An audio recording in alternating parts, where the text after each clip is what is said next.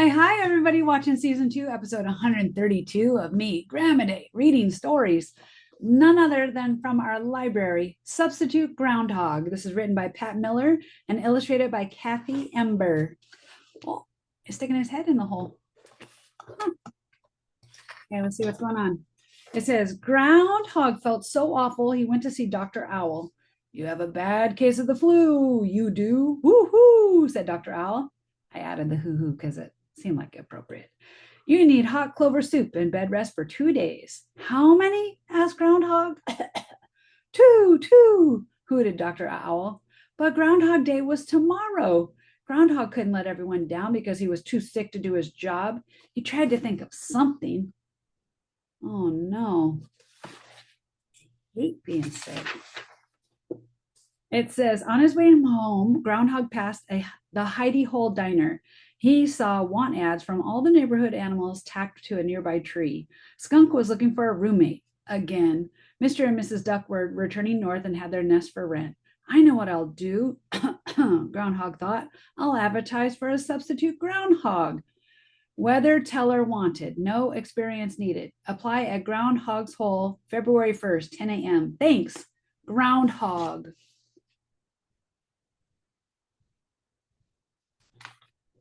Okay.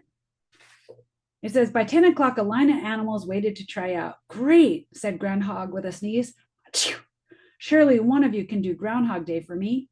Mole was first. You have to go down in my hole, Groundhog told Mole. It's pretty dark down there.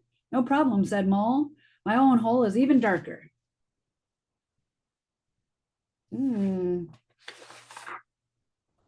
Eagle swooped down. Oh, wait, no, I missed a page. Mole got comfortable underground. Now come up and look for your shadow, Groundhog shouted. Mole peeked over the edge. His little eyes squinted. Well, Mole, what do you see? Mole spoke to a tree. Is that you, Groundhog? Groundhog blew his nose. This won't work. I need someone who sees well. I can see well, said a voice from high overhead. Groundhog looked up and saw Eagle. Okay. Eagle swooped down. From that mountain ledge, Groundhog, I could see a bit of owl feather stuck in your fur. I'd say you have been to Dr. Owl recently. Wow, then surely you will have no trouble seeing your shadow, said Groundhog. Climb down into the hole and let's practice. Climb down, said Eagle. He looked at the entrance to the hole. Will there be room down there to stretch my wings? He stretched them wide, very wide. Groundhog rubbed his scratchy throat. This won't work. I need someone who sees well and is not bothered by small spaces. Yeah, not quite the right fit. Bear stepped up next. My own cave is snug and cozy. Great, said Groundhog. Climb down and let's practice. This is perfect, yelled Bear from the hole. It's even more comfy than my own cave. Come out and take a look, called Groundhog. There was no answer. Groundhog poked his head below ground. Bear, come look for your shadow. Let's see. The only answer was a deep, slow snore. Groundhog was frustrated. He needed a substitute who could see well, wasn't bothered by small spaces, and wouldn't fall asleep. Goodness gracious.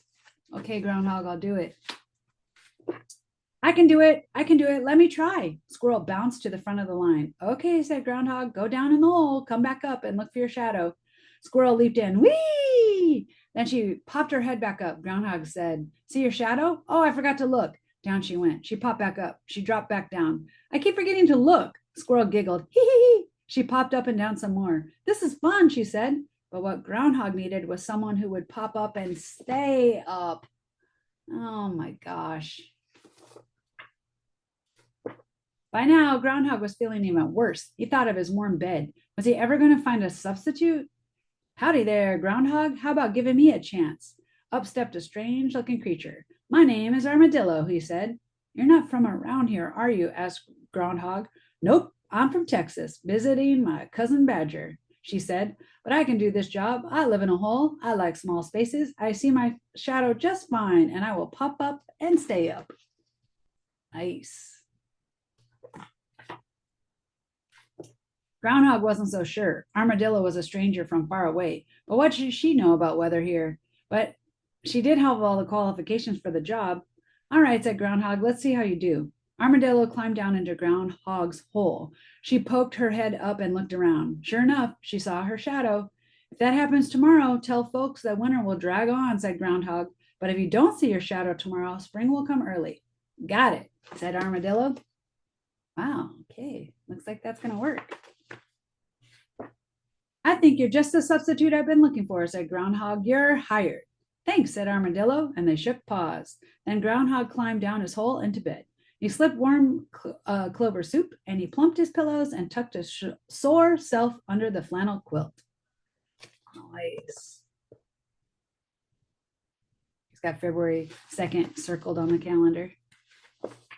Early the next morning, the animals gathered early to hear what Armadillo would say. It was cold and crisp as the sun peeked out over the forest. Badger served hot chocolate. Squirrel bounced and cheered for Armadillo. Eagle flew high above the trees, and Muddy Mole looked sleepy, and Bear was still in bed.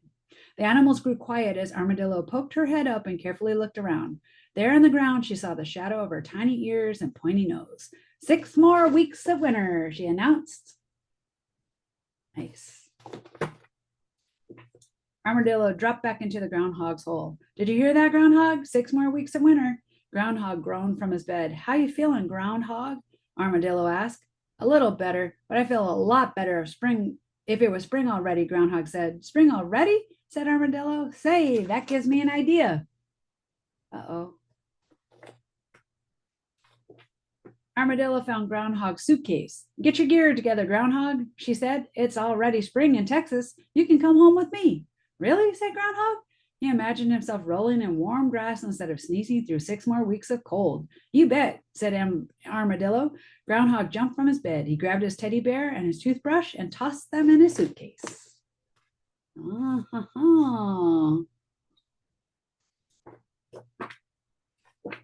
I've always wanted to see Texas. Do you think they have cowboy hats in my size? Asked Groundhog. Sure as Texas has a lone star, said Armadillo. Together they walked through the cold to the bus station, and their shadows followed them all the way there. The end.